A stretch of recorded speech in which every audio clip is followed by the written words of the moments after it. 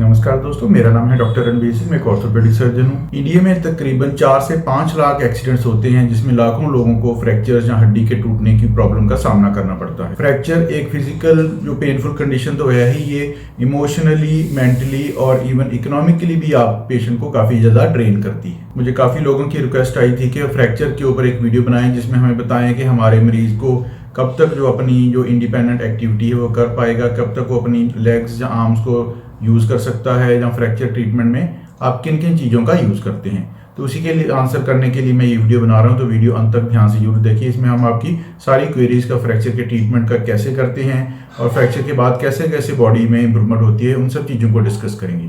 तो आइए शुरू करते हैं। इस वीडियो में हम 3 चीज़ें डिस्कस करने वाले हैं। सबसे पहले तो मैं आपको बताऊंगा कि अगर आपके सामने घर में या कहीं रोड पे आप जाते समय किसी आपके नोन को या किसी और भी आदमी को कोई फ्रैक्चर का सामना करना पड़ता है तो आपको उसको कैसे मैनेज करना है, ताकि आप बिना किसी फर्दर इंजरी के या उसको बिना नुकसान पहुंचाए आप उसको उस सिचुएशन को कंट्रोल कर पाएं और उसको हॉस्पिटल तक ट्रांसपोर्ट कर पाएं। दूसरे नंबर पे मैं आपको बताऊंगा कि हॉस्पिटल में डॉक्टर, जो ऑर्थोपेडिक सर्जन, हड्डियों के डॉक्टर होते हैं, वो फ्रैक्चर को कैसे ट्रीट करते हैं, प्लेट्स के साथ, रॉड के साथ कैसे उस फ्रैक्चर को फिक्स किया जाता है और उसको फ्रैक्चर को जो ट्रीट किया जाता है। और वीडियो के लास्ट पार्ट में हम डिस्कस करेंगे कि फ्रैक्चर ट्रीटमेंट के बाद कितना टाइम लगता है जो आदमी को नॉर्मल अपनी लाइफ में रूटीन में वापस आने के लिए, और साथ में ही फ्रैक्चर हीलिंग के दौरान आपको किन किन चीज़ों का ध्यान रखना है ताकि आपका जो फ्रैक्चर है अच्छी तरह हील हो पाए और उसमें कोई एडिशनल डैमेज आप ना करें। सबसे पहले तो अगर किसी को फ्रैक्चर हो जाता है तो आप पैनिक ना करें। आप खुद भी अपनी मेंटल जो स्टेबिलिटी है उसको बनाए रखें, क्योंकि पेशेंट तो बहुत पेन में होगा वो, और मेंटली भी बहुत ज़्यादा डिस्टर्ब हो गया होगा। तो आप उसको भी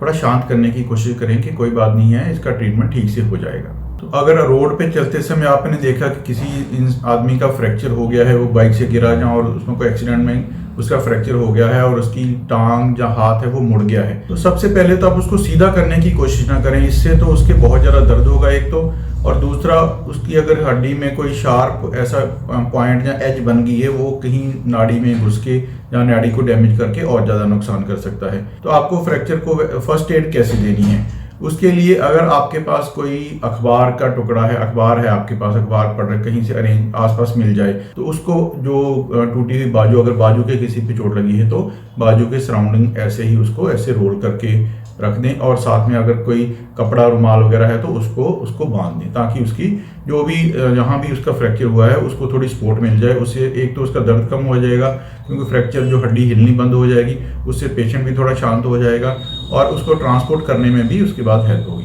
लिम्ब को स्टेबलाइज करने के बाद आप किसी एम्बुलेंस को, या अगर आपके पास कार है, जहाँ आपको कोई कार अवेलेबल है, तो उसको हॉस्पिटल में आप पहुंचा सकते हैं। तो अगर आपको ये वीडियो अच्छा लग रहा है तो इस वीडियो को लाइक और शेयर करें, और अगर आपके मन में कोई डाउट है फ्रैक्चर ट्रीटमेंट के बारे में, आप कमेंट्स में मेरे से पूछ सकते हैं। मैं कोशिश करूंगा कि उसका आंसर जल्दी से जल्दी करूं। हॉस्पिटल पहुंचने पर पेशेंट को सबसे पहले स्टेबलाइज किया जाता है, जिसमें उसको ग्लूकोज, IV ड्रिप्स दिए जाते हैं, एंटीबायोटिक्स दिए जाते हैं, पेन किलर, उसको इंजेक्शन लगाए जाते हैं ताकि फ्रैक्चर की दर्द कम हो पाए। उसके बाद उसके कुछ टेस्ट करवाए जाते हैं जिससे पता चल जाए कि उसकी बॉडी ऑपरेशन को सहने के काबिल है कि नहीं। एनेस्थीसिया टीम, बेहोश करने वाले डॉक्टर होते हैं, वो उसको चेक करते हैं और उसके बाद अल्टीमेटली उसको ऑपरेशन थिएटर में ले जाके ऑपरेशन किया जाता है। टूटी हुई हड्डी को फिक्स करने के 2 तरीके होते हैं। एक तो होता है प्लेट सिस्टम, जिसमें हड्डी के ऊपर दोनों जो पीसेस होते हैं उनको इकट्ठा करके प्लेट लगा दी जाती है स्क्रूज के साथ, और दूसरा होता है लॉकिंग सिस्टम, जिसमें एक रॉड, जहाँ हम कहते हैं रॉड से उसको फिक्स कर दिया जाता है। कुछ फ्रैक्चर्स तो ऐसे होते हैं जिनके ऊपर प्लेट ही लगती है, लेकिन आजकल ज़्यादातर ये कोशिश की जाती है रॉड से ऑपरेट करने की कोशिश की जाती है, क्योंकि उसके रिजल्ट थोड़े बेहतर हैं। तो अब मैं आपको बताऊंगा कि पेशेंट की जो टूटी हुई हड्डी है उसको रॉड से कैसे फिक्स किया जाता है। सबसे पहले पेशेंट को एनेस्थीसिया या स्पाइनल एनेस्थीसिया दिया जाता है, जिसकी सपोज कीजिए उसकी टांग की हड्डी टूटी हुई है तो उसकी टांग उससे सुन्न हो जाती है। उसके बाद पेशेंट की टांग को अच्छी तरह से साफ किया जाता है ताकि इन्फेक्शन का जो कोई चांस ना रहे। तो उसके बाद जब टेबल पे पोजीशन बन जाती है उस पेशेंट को ऑपरेट करने के लिए, जो हम हड्डी का ऑपरेशन करते हैं टांग की हड्डी का, उसके एक छोटा सा चीरा देते हैं, उसमें पूरा बड़ा चीरा नहीं होता है। तो ये एक नेलिंग सिस्टम का बेनिफिट है जो प्लेटिंग सिस्टम के ऊपर। तो उसमें हड्डी घुटने के पास में एक चीरा दिया जाता है, जिसमें हड्डी के ऊपर की तरफ एक होल बनाया जाता है। फिर उस होल में जो एक वायर डाली जाती है, और दोनों जो फ्रैक्चर्स होते हैं, 2 जो पीसेस होते हैं, वो एक ऊपर वाला पीस है, एक नीचे वाला।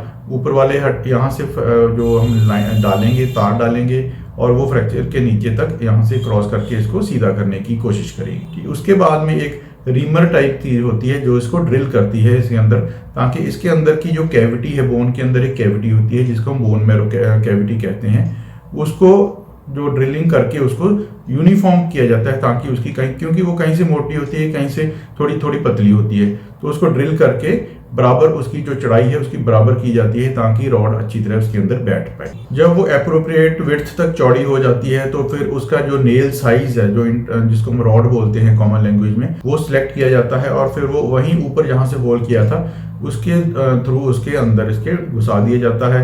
और उसके जब घुसाते समय ध्यान रखा जाता है कि जो हड्डी के जो एंड्स है वो प्रॉपरली एक दूसरे से मिले हुए हों, ताकि उसके बाद में हीलिंग का जो प्रोसेस है वो आसान हो पाए।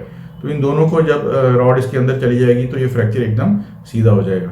अब इसके लास्ट स्टेप में क्या जाता है, क्योंकि रॉड के अंदर अगर हम उसको फिक्स नहीं करेंगे तो ऐसे ये घूमेगी, तो उसके लिए हम ऊपर 2 स्क्रू डाल देते हैं साइड से, ताकि ये इसकी घूमने वाली जो मूवमेंट है वो उसकी ठीक हो पाए। और इस तरह से नीचे भी 2 स्क्रू डाल जाते हैं ताकि नीचे वाला जो पीस है वो भी ना घूमे।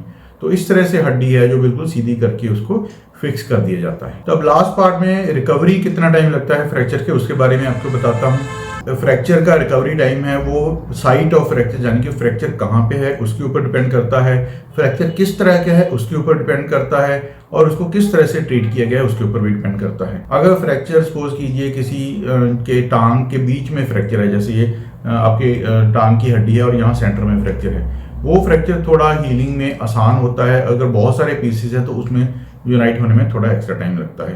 तो नॉर्मली जो फ्रैक्चर का जो हीलिंग टाइम है ऑपरेशन के, सबसे पहले हम एक्सरे 3 हफ्ते से 1 महीने बाद करा के देखते हैं, तो उसमें पता चलता है कि फ्रैक्चर यूनाइट हो रहा है कि नहीं हो रहा। अगर वो सिंपल ट्रांसवर्स फ्रैक्चर है, बिल्कुल सीधा यहाँ से फ्रैक्चर हुआ है, आपने उसको रॉड से फिक्स कर दिया है, तो उसको हम ज़्यादातर 1-1.5 महीने बाद उसको हल्का हल्का वजन डालने को बोल देते हैं। उसके बाद फिर 6 से 8 हफ्ते में फिर से एक एक्सरे कराया जाता है, जिसमें फर्दर पता चलता है कि अब हड्डी कितनी जुड़ गई है। अगर हड्डी की यूनियन अच्छी तरह हो रही हो तो हम पेशेंट को काफ़ी 50% वेट बेयरिंग का उसमें अलाउ कर सकते हैं। लेकिन कई लोगों की बॉडी की जो पावर है हीलिंग की वो कम होती है, जहाँ इन्फेक्शन की वजह से, जहाँ फ्रैक्चर ऐसा होता है कि उसको जुड़ने में टाइम लगता है, तो उसमें जो डिले भी कर सकते हैं हम, 2 से 3 महीने तक डिले कर देते हैं, ताकि पूरा वेट डालने से उसमें जो रॉड में कोई डैमेज ना हो पाए, जब फ्रैक्चर के जुड़ने में कोई दिक्कत ना आ पाए। जब भी लगे कि फ्रैक्चर अब अच्छी तरह यूनाइट हो गया है, यूनियन हो गई है, हड्डी बन गई है और वो पक गई है, तो उसके बाद हम पेशेंट को बोल देते हैं कि वो पूरा वजन डाल सकता है।